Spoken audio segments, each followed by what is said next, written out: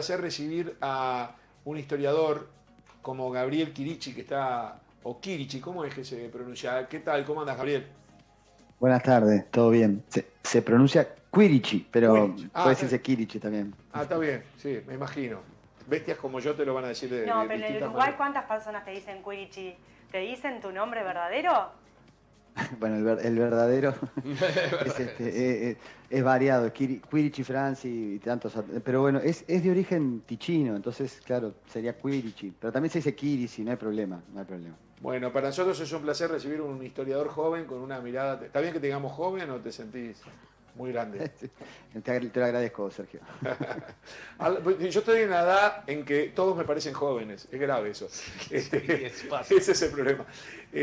Gabriel, la invitación es un poco, tenés una mirada especial, digamos, que la has manejado en distintos medios, sobre el conflicto que se está dando en torno a Ucrania, lo que nosotros llamamos la invasión rusa a Ucrania. La primera pregunta que te hago, ¿está mal decir la invasión rusa a Ucrania? Bueno, no está mal, yo no estoy en carácter de profesor acá para poner nota, ¿no? Pero claramente una invasión rusa a Ucrania. Bueno, yo en un artículo que publiqué hace un tiempito ya, lo que planteaba era cómo en historia tenemos que siempre complejizar las fechas y también los titulares. Una cosa es, bueno, la información, y ni que hablar la información en contexto de guerra, donde uno tiene que ser muy prudente, ¿no? Pero lo que sí tenemos son por lo menos varias temporalidades en donde la invasión a Ucrania es quizá el pico de mayor tensión ahora sin duda y más dramatismo, ¿no? Pero que se viene acumulando en algunos casos. eh, Casi todos los analistas, historiadores, y más allá de las versiones que figuran como análisis y están como muy condicionadas por una subjetividad inmediata, plantean que esto tiene que ver con la reconfiguración del espacio de Europa Central y de Eurasia tras la disolución del bloque soviético, ¿no? Hay una inercia histórica allí compleja, ¿no? En donde Ucrania además tiene una historia muy particular de vínculos de hermandad y también de tensión con lo ruso, ¿no? Muy profundo, pero que al parecer, digamos, desde algunos sitúan 2014, 2015, ¿no? Entre el fenómeno del Euromaidán y los acuerdos de Minsk y ya la conflictividad que, bueno, la recuperación por parte de Rusia de Crimea, las repúblicas autónomas del Donbass y la masacre de Odessa, todo ese fenómeno tan complejo,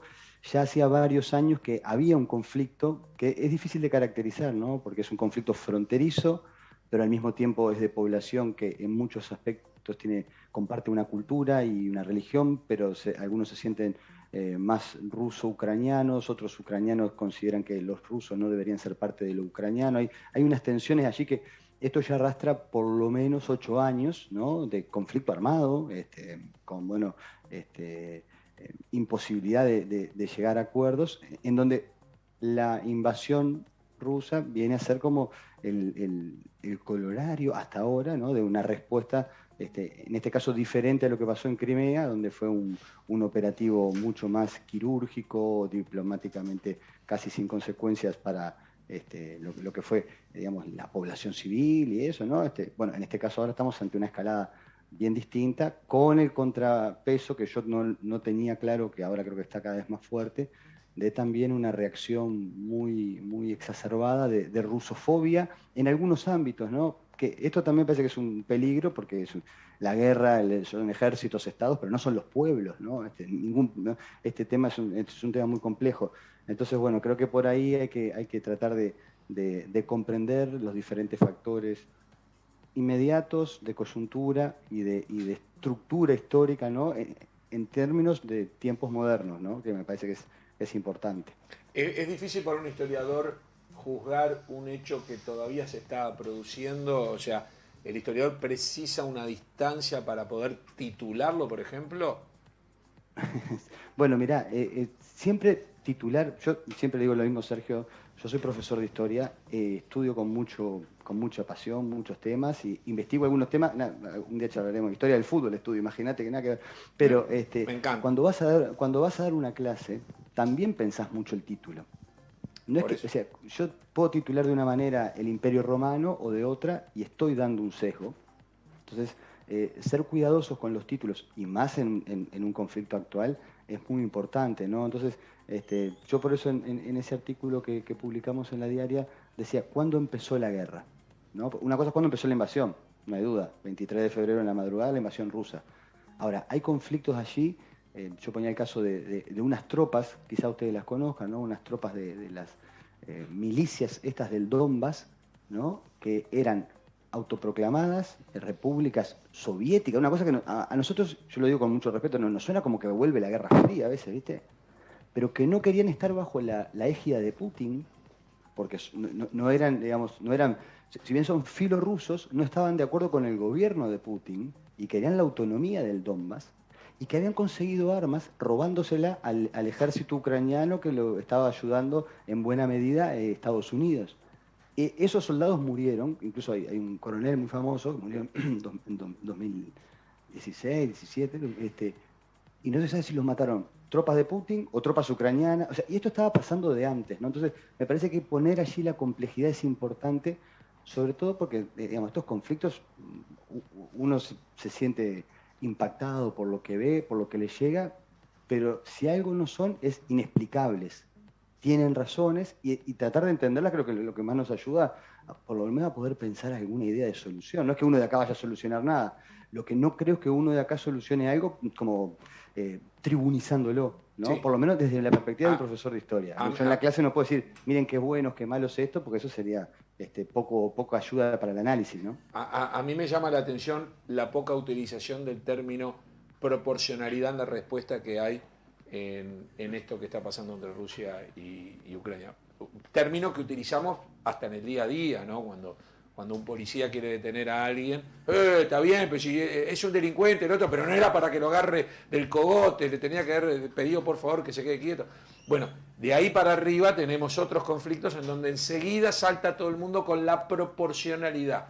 Y ha costado, en el tema de la crítica hacia Rusia, hablar de la proporcionalidad. Es decir, hay un conflicto y parecería que, punto, vale todo y a nadie le importa si es a costillas de gente inocente que vive en ciudades civiles y que no tiene nada que ver. No, acá vale la pena. Digo, no lo digo por vos, Gabriel, lo digo en general. Me he dado cuenta que el término proporcionalidad no se ha utilizado en este conflicto, se ha utilizado en otro. Te quiero preguntar porque hay gente que dice, Rusia está perdiendo la guerra. ¿Es un título cierto eso? ¿La No, está no. perdiendo? Yo te puedo contestar de cosas de lo que he estudiado de historia, Sergio, Pero ¿no? también, pero vos como observador y sabedor de la historia, una No, guerra se puede ganar, perder y en ese caso, lo que vos estás viendo que se está dando, los movimientos, ¿los calificaríamos como una por ahora derrota rusa no sé, o no? realmente no lo sé. Creo que nosotros todos pensábamos que en Afganistán estaba todo controlado y bajo control, y a los 2 días nos enteramos todo de otras cosas. Realmente, yo incluso creo, uno trata de informarse, ahora está muy difícil informarse Eso, sobre ¿confías lo en la que está información? pasando. ¿Confías en la Bueno, información? sí, o sea, creo que todos tenemos un ejercicio mediana, o sea, más que nada en historia esto se trata de ejercitar, ¿no? Un ejercicio crítico de todas las fuentes, ¿no? Porque en realidad, y más en tiempos de guerra, ¿no? Es decir, que todos en guerra van Seguro. ganando y el Seguro. enemigo está perdiendo, y bueno, eso, ¿no? Y siempre el enemigo es el malo y el otro es el bueno. Pero hay diferentes formas de ir llegando a análisis. Por ejemplo, a mí me interesa mucho siempre las críticas desde la perspectiva de la OTAN al accionar de la OTAN en Ucrania, como las críticas hacia Putin desde la perspectiva rusa, porque si me quedo solo con la oficial de la OTAN y de Zelensky o la oficial de Putin, me parece que va a ser incompleto el panorama, ¿no? Yo lo que no sé en términos históricos, pero realmente digo no sé, porque qué tiempos realmente va a llevar este conflicto. Porque tampoco, insisto, una cosa es el tiempo mediático en que nosotros estamos asumiendo lo que hay una guerra, otra es el conflicto larvado, ¿no? Otra es la exaltación, porque, por ejemplo, hay un tema, quizá ya lo han tratado otras veces, ¿no? Pero, por ejemplo, la presencia de neonazis, de neonazismo en Ucrania, ¿no? Ese tema, si yo lo traté de estudiar un poco, ¿no? Es un tema muy complejo, muy importante, ¿no? Ese tema viene siendo denunciado desde mucho antes por instituciones inconfesables de promover la guerra, como el Instituto Simón Wiesenthal, ¿no? Yo siempre lo cuento que buscando la información, en 2021 unos fanáticos neonazis asesinan al historiador del holocausto ucraniano en Kiev. 2021. Esos grupos no son mayoritarios en Ucrania, pero tienen su participación. Y han sido instrumentalizados, porque esos grupos en general, no sé si ustedes se acuerdan digo una referencia histórica, ¿no? Pero en la guerra de los Balcanes, por ejemplo, los grupos más neonacionalistas, serbios, croatas, se vinculaban con algunos jóvenes también de las barras bravas de los cuadros de fútbol. No sé si se acuerdan de esto de la Estrella Sí, Roja, claro. ¿tá? Y pasaban en las canchas de Ucrania, que estaban estos grupos neonazis, claro que después que viene el Euromaidán, algunos, porque insisto que esto hay que manejarlo con cuidado, pero algunos son instrumentalizados para ir a hacer milicias neonazis, antirrusas, no sé, a la guerra del Donbass. Y yo cuando veo eso, siempre me acuerdo de un caso que, bueno, ustedes esto todo lo vivieron, ¿no? Pero de estudiarlo, cuando se dio la primera guerra de Afganistán, cuando existía la Unión Soviética, ¿no? Y para frenar, contrapesar, esto está todo mucho más documentado ahora, siempre acá hablamos con más prudencia, ¿no? Pero parte de la estrategia de los Estados Unidos y de Brzezinski, no sé si se acuerdan de Brzezinski, fue instrumentalizar a los grupos fundamentalistas islámicos, que no tenían ningún peso en Afganistán en aquella época, ¿no? Y fueron creando una, entre comillas, internacional del fundamentalismo terrorista, entre las que estuvo Al-Qaeda. Y yo siempre digo, cuando se instrumentalizan fanatismos, las guerras tienden a instrumentalizar fanatismos, Está bien. se empiezan a abrir cajas de Pandora que no sabes para dónde van. Es interesante, ¿no? Lo que vos marcás del tema de los grupos neonazis. Igual no creo que Rusia haya invadido para liberar a Ucrania del neonazismo. No, claro, eso es otro tema, totalmente, porque ahí tenés el uso de la propaganda. Claro. No, lo justifica. Rusia dice, está lleno de neonazis, pero en realidad no entró por eso. Pero bueno, está bueno como para tener una... Claro, no, y a mí lo que me preocupa, pensando hasta en la sociedad ucraniana en sí mismo, ¿no? ¿Qué va a pasar si, pongamos, Ucrania resiste o no? Yo no tengo muy claro, porque también los datos que se dan, viste que son muy de propaganda de guerra. ¿Se acuerdan aquello del fantasma de Kiev o no sé cuántos miles de muertos hay y después no termina siendo así? Esto creo que siempre en la guerra hay que esperar que pasen algunas cosas. Pero si se convierte el régimen ucraniano en un régimen ultranacionalista, antirruso, eso tampoco es paz para futuro, ¿no? Porque son sociedades que tienen un hermanamiento híbrido, complejo, pero que no sé si se van a sostener. Esto es una experiencia más de la historia de mediana duración, ¿no? Todos sabemos que los nacionalismos extremos en Europa han sido la cuna de todas las guerras modernas, totalmente, industriales y mecanizadas, y de los genocidios. Totalmente. Entonces, habilitar eso me parece una cosa muy compleja, ¿no? Y a su vez, o la otra parte, ¿no?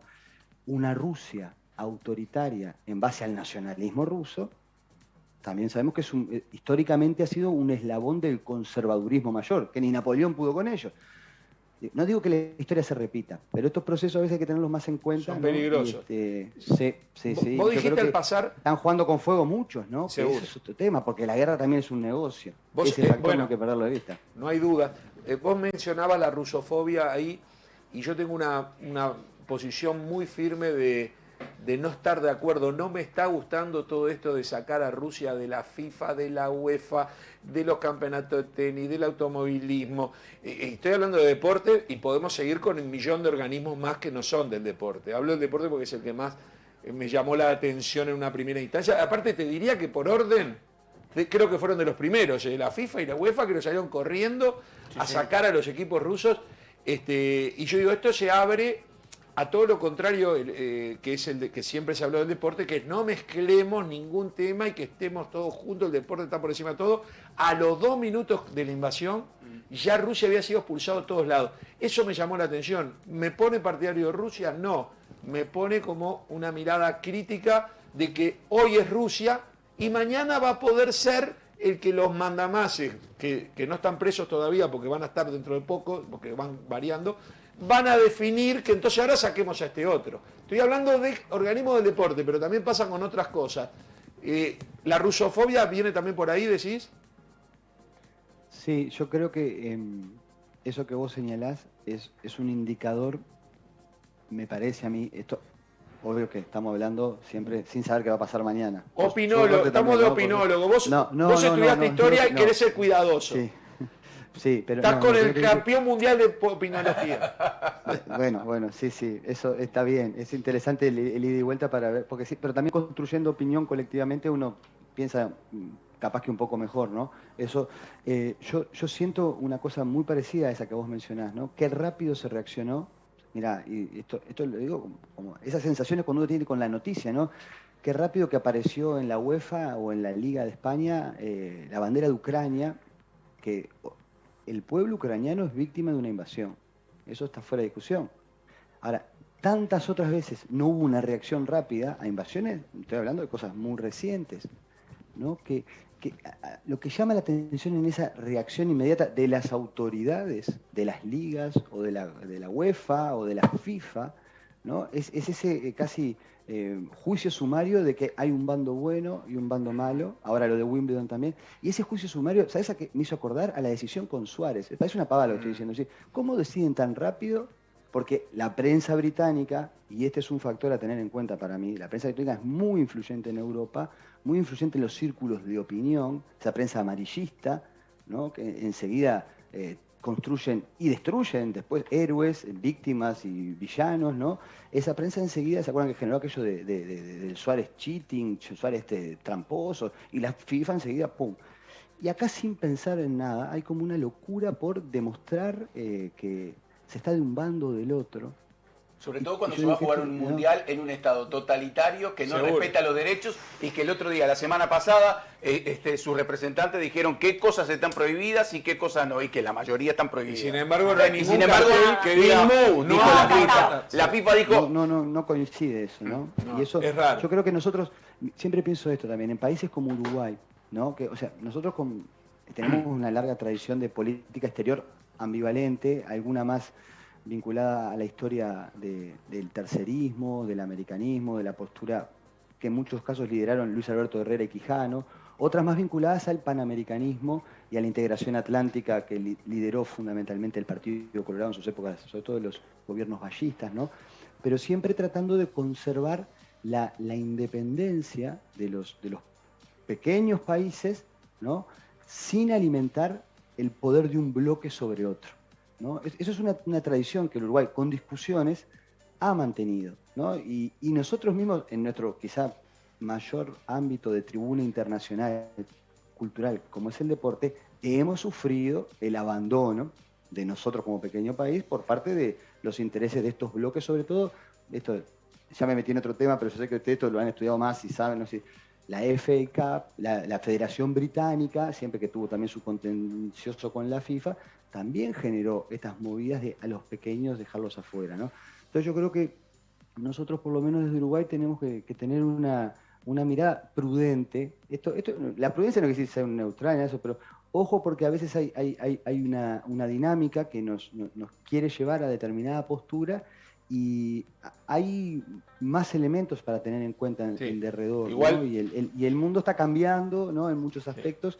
Y yo, mira, no me siento comparable con Rusia como tamaño, ¿no? No, yo creo que Rusia es un enemigo bien elegido. Como pequeño, claro, ¿no? Como Claro. en los bandos de pequeño Sí. puedo poner a Rusia. Sí. Pero lo que yo digo es que hace muy poquito, ustedes capaz que se acuerdan de los Juegos Olímpicos de invierno en China, ya Estados Unidos había marcado una línea de no ir diplomáticamente nada más, ¿no? Es decir, de hacerle un boicot, que fue apoyado solamente por la Unión Europea de Declaración, Australia y Canadá. ¿No? Hay como un abroquelamiento diplomático deportivo que ahora coincide con esta declaración, porque la rusofobia no se manifestó en otros lados, ¿no? De esta línea quizá, no sé si llamarle noroccidental, hay que mirar allí qué otros elementos se están jugando, ¿no? Que bueno, son una parte del conflicto, pero no son todo el conflicto. Entonces Gabriel, ahí creo que hay que tratar de recuperar también el espacio, porque estamos hablando del deporte, ¿no? Como un espacio desde la época de los griegos, ¿no? Un espacio común, de paz, de encontrar a los pueblos. O sea, en el deporte lo interesante es que vemos nuestras diferentes aptitudes, pero nos reencontramos todos como humanidad. Debería estar a pesar. Hay unos que no pueden jugar, claro, no puede ser. Debería ser a pesar de y no. Claro. A mí me llamó la atención. Brevemente, porque ya estamos casi en el cierre y quiero hacer participar primero a Nadia y después quiero a Robinski, que seguramente tiene algo para decir. Sí. Gabriel, ¿cuál es tu análisis acerca de Zelensky, una figura política nueva, un actor que viene a hacerse frente a este conflicto, que mediatiza mucho en redes sociales y en medios de comunicación muy estratégicamente su postura ante la guerra? Bueno, primero eso, ¿no? Que es un caso, hay que estudiar más. Esto. Yo digo que estudiar más, no te digo a vos, digo yo mismo, porque a veces uno opina, ¿no? Zelensky me parece una cosa muy interesante del contexto actual y de la historia misma del conflicto. De familia judía, que sufrió parte del holocausto de los neonazis, en aquella época eran los nazis. De los nazis verdaderos. ¿No? Sí, claro, que son, bueno, como pasó un poco con los croatas también, ¿no? Y integra un conjunto en realidad que representa el desencanto de la política ucraniana independentista. Hay que recordar que Ucrania es independiente hace aproximadamente 30 años, que varió de gobiernos entre azules y naranjas, con casos de corrupción inenarrables. Nosotros ya hablamos de la corrupción de algunos países de América Latina. En lo de Ucrania, siempre recomiendo un libro de Carlos Taibo, que es un investigador muy serio, que conoce mucho de toda aquella región y es muy crítico de Ucrania y de Rusia, digo, entonces Zelensky viene a sumar como, entre comillas, desencantado de la política ucraniana, más ultranacionalistas, ¿no? Después del Euromaidán, y creo que termina enfrentándose a algo que hay que estudiar después mejor, ¿no? No sé si él estaba preparado, si él lo estaba buscando, pero rápidamente, como hay un componente de la guerra que es mediático, se posiciona muy bien en ese terreno, Lo que yo no sé, y por eso ahora habrá que seguir viendo, ¿no? Una cosa es la imagen, otra son las decisiones, ¿qué va a pasar con la política de Ucrania si sigue por esta vía, si no negocia? No sé, hace poco estaba la información de 11 partidos políticos prohibidos. En la guerra muchas veces esto ocurre, yo no lo estoy justificando, porque hay que tratar de tener cohesión, esto lo hemos visto en infinidad de guerras que no. Informaciones que no deberían entregarse al enemigo. También, pero después que esto sobre todo se estudió mucho en la Primera Guerra Mundial, ¿no? Con aquello que fue la hermandad sagrada. Bueno, pero si el gobierno se convierte en un gobierno autoritario, si él avanza hacia un nacionalismo ucraniano antirruso, digo porque la propia población ucraniana es mixta. Yo creo eso que va a ser muy complejo, ¿no? Y habrá que ver también cómo lidia con los sectores más neonazis. Yo en algunas entrevistas que le escuché antes de la guerra, él no estaba de acuerdo con la reivindicación de algunos crímenes y, por ejemplo, promovió que se recordara a Babi Yar. Babi Yar fue de las primeras matanzas multitudinarias de judíos en 1941. Y él estuvo a favor de recordar eso, pero al mismo tiempo tienen otros héroes muy complejos que participaron en eso. Que Zelensky, yo creo que es un personaje que está lidiando con una situación muy grande, no sé difícil para dónde va a ir. Gabriel, quiero preguntarle a la distancia, porque está también contigo en el Zoom, Jorge Robinski, si darle la oportunidad para que aparezca en escena, porque él ha sido muy crítico con todo esto y está siguiendo día a día, minuto a minuto, en este caso desde Estados Unidos, la guerra. Jorge, ¿alguna reflexión, alguna pregunta, algo? No, sobre cierre.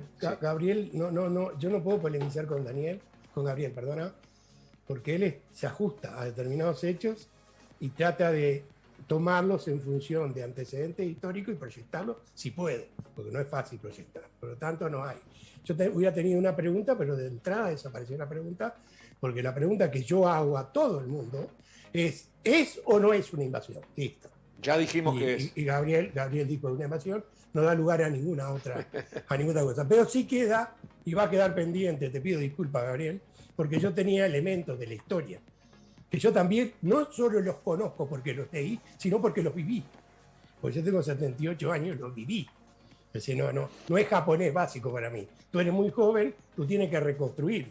Yo reconstruyo en base a mi memoria y en base a los elementos que puedo obtener leyendo. Son dos cosas diferentes. Tú como historiador me entiendes perfectamente bien. Yo puedo tener subjetividades muy grandes y todo. Y te lo dejo planteado, porque va a ser para otro programa, sin lugar a dudas, porque es valiosísimo lo que tú dijiste, sobre todo la caracterización de Zelensky. Coincido totalmente contigo, totalmente contigo. Yo no simpatizo con Ucrania, lo hago bien claro, no simpatizo con ninguna guerra. Estuve en contra de la guerra de Irak y en contra de la guerra de Afganistán. Hago esta observación para que se me entienda. En contra, viviendo dentro de Estados Unidos, aclaremos, no en otro lugar. Pero sí queda, y acá sí te la tiro, y no puede para hoy porque da para ahora, dijiste Putin varias veces, no dijiste Rusia. O sea, tomaste al líder como, con no sé si es responsabilidad, pero como una figura clave. Putin dijiste varias veces. Segundo, al pasar, pero no es menor, y yo sé que tú lo sabes, la Unión Soviética, Ucrania y Rusia fueron quizás las dos naciones, para decirlo de alguna manera, más poderosas de la Unión Soviética. Y no siempre congeniaban, Y la tercera, el papel de la KGB en la disolución de la Unión Soviética y su posterior aparición con distintas siglas. Yo creo que esto te obliga a escribir un libro. A escribir un libro. Pero me entendiste, ¿no? Totalmente. Putin, Unión Soviética, disolución desde luego, y la KGB. Porque la KGB, y acá sí puede ser como pregunta, porque forma parte de No tenemos mucho más tiempo, Jorge. Ok, ya lo planteé. ¿Qué hago? Un saludo a Jorge. Yo sí. le voy a contar una cosa, Sergio, nomás que Jorge fue hace 1000 años cuando tenía el programa en la noche, ¿te acordás? Sí, claro. Bueno, yo era un joven estudiante del IPA y estábamos ocupando y llamé y me dejó hablar como 40 minutos, pero era el programa de la noche, ahora vos no estás cortando. No, claro. En el año 96, mirá que Porque Jorge ni se iba a acordar. era Yo a las escuchaba 2 de mucho la Sport en mañana. esa época. Ahora estoy estudiando historia un poco más serio, pero él era claro, él dejaba hablar porque tenían todos aquellos viejos locos que lo escuchábamos y lo Escuchame, pero, de 0 a 4 de la cosa- mañana. De 0 a 4 de la mañana te dijo, hablá, me venís bárbaro. Contamos todo Fue a las 1:30 de la mañana. Era no más fue. temprano igual, era más temprano. No, Era pero más igual un temprano. detalle que la KGB, que es muy interesante eso que plantea Jorge, nosotros ahora nos estamos haciendo de alguna información, tanto de la KGB como de los funcionarios del Estado soviético ucraniano, que muchos se quedaron con... Bueno, porque todo esto que se dice, los oligarcas rusos, también los oligarcas ucranianos. Claro. Hay un complejo allí de intereses que es muy interesante de estudiar. Ahora va a aparecer más información, creo. Pero Gabriel, está la todo verdad que integrado. no tenemos palabras para agradecerte y no tenemos más tiempo para seguirla, nos quedaríamos todo el programa, porque la verdad que Sin duda. es un lujo tenerte. Así Bueno. que te mandamos un fuerte Un abrazo. abrazo. Y Yo te estoy acá en el agra- Instituto Normal en Hora Puente, ahora tengo clase en facultad, pero bueno, Y- me había invitado. También un saludo ahí a los otros que están en el piso, que los vi de lejos. Sí, está. Y bueno, Contale a la gente en qué medios te podemos seguir o por qué forma.